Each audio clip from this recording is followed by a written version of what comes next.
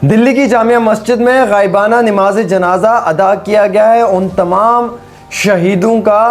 जिनकी मौतें जो हैं वो फ़लस्तीन के अंदर हुई हैं। उसके साथ साथ हमास और इसराइल की जंग में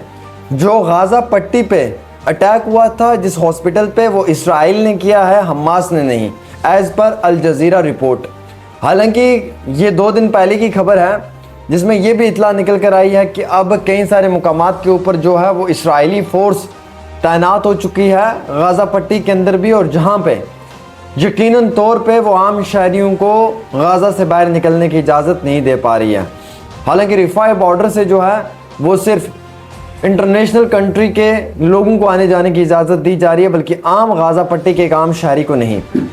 और दूसरी बड़ी बात तो यह है कि जो दिल्ली की जामिया मस्जिद है, दिल्ली की जामिया मस्जिद में जो है वो नमाज जनाजा अदा किया है उन तमाम शहीदों का जिनकी शहादतें जो हैं वो फ़लस्तीन के अंदर हुई, यानी कि वो तमाम मुसलमान जिन लोगों की मौत गाज़ा और फ़लस्तीन के अंदर हुई है। और गाज़ा के हॉस्पिटल पे अटैक भी जो है वो इसराइल ने किया था, हमास ने नहीं, एज़ पर अल जज़ीरा की रिपोर्ट। अल जज़ीरा का ये कहना है कि हमास ने ये अटैक नहीं किया, ये इसराइल ने करवाया है। और जब वहाँ पे पूरे फुटेज निकाले गए तो उनके अंदर उन्होंने पूरी जांच पड़ताल की और फिर लास्ट में ये रिपोर्ट जो है ये उनकी जानिब से दी गई है। न कि सिर्फ इतना ही है, बल्कि ऐसे हालात भी इस वक्त गाज़ा पट्टी के अंदर बन चुके हैं कि अब गाज़ा शहर के अंदर सिर्फ धुआं ही धुआं आपको दिखाई दे रहा है, आग ही आग दिखाई दे रही है, और किसी भी तरफ आपको सुकून, अमन या चैन की सांस नहीं मिल पा रही है।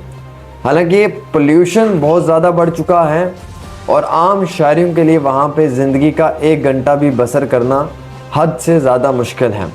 जो आज से 80 साल पहले के हालात होते थे,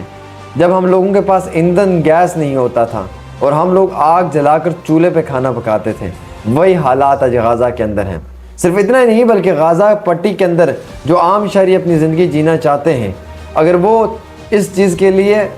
तैयार भी हो जाएं कि हम जीना चाहेंगे गाज़ा के अंदर, लेकिन फिर भी वो नहीं जी पाएंगे, क्योंकि गाज़ा के आज हालात बद से बदतर हैं। अक़वाम मुत्तहिदा में ये बात होनी चाहिए, और जो पीसफुल समिट होने जा रही है उसमें इराकी जो सदर हैं वो भी शमूलियत ले रहे हैं और वो भी फ़लस्तीन के पीसफुल टॉक के लिए बात कर रहे हैं। हालांकि अक़वाम मुत्तहिदा के सेक्रेटरी जनरल का भी स्टेटमेंट आया है कि फ़लस्तीन को जो है वो यकीनन तौर के ऊपर उसका अधिकार मिलना चाहिए, उसका हक़ मिलना चाहिए। और वहीं दूसरी ओर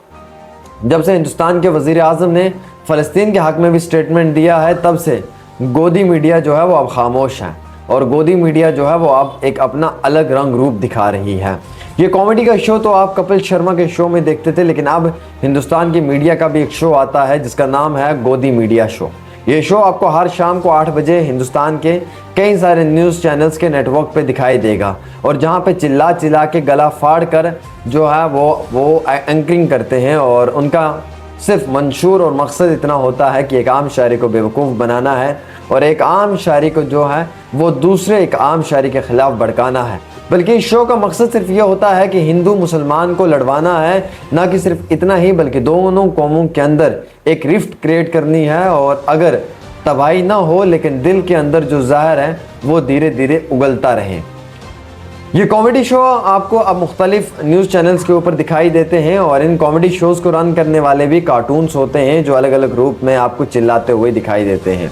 खैर, ये तो एक अलग बात थी जिसके ऊपर मुझे बात रखना इंतहाई ज़रूरी था, लेकिन उसके साथ साथ सबसे इम्पॉर्टेंट तो ये भी है ख़वातीन व हज़रात कि गाज़ा पट्टी के अंदर अब ज़िंदगी को जीना मुश्किल नहीं नामुमकिन है। वेस्ट बैंक पे अटैक होने से तकरीबन ज़्यादा नहीं तो 13 लोगों की मौत हुई है, जिसमें कि 5 बच्चे बताए जा रहे हैं, और वेस्ट बैंक के भी कई सारे हिस्सों पे जो है वो अटैक हो रहा है। लेबनान हिजबुल्लाह जो है वो लगातार इसराइल की कई सारे अलग अलग बॉर्डर्स पे अटैक कर रहा है, जिसके जद में इसराइलियों की मौत भी वाक़या हो रही है। खैर, ये कहानी यहीं पर ख़त्म नहीं होती। इस कहानी के 2 पहलू हैं। एक तो यह है कि अगर सच है तो सच किस हद तक है, और अगर झूठ है तो झूठ किस हद तक है। और झूठ को झूठ से मिटाने की कोशिश की जा सकती है, लेकिन सच को कभी भी जो है वो झूठ से मिटाया नहीं जा सकता है। तो शायद जो सच है वो अब धीरे धीरे पूरी दुनिया के सामने निकल कर आ रहा है, और शायद आते दिनों में सच की सच्चाई जो है वो हर एक आम शहरी के आगे होगी। गाज़ा पट्टी और फ़लस्तीन के मुसलमानों पर जुल्म हो रहा है बेशक, और ये जुल्म आज से नहीं हो रहा है, बल्कि कई सालों से पहले से हो रहा है। और इस जुल्म के अंदर जो है वो कई सारे मासूम से बच्चों को भी शिकार बनाया गया है, निशाना बनाया गया है। और हालात ऐसे बन चुके हैं गाज़ा पट्टी के अंदर कि एक आम शहरी के लिए अब ज़िंदगी जीना मुश्किल नहीं नामुमकिन है। फ़िलहाल के तौर पर एक छोटी सी रिपोर्ट आमिर सुहेल के साथ।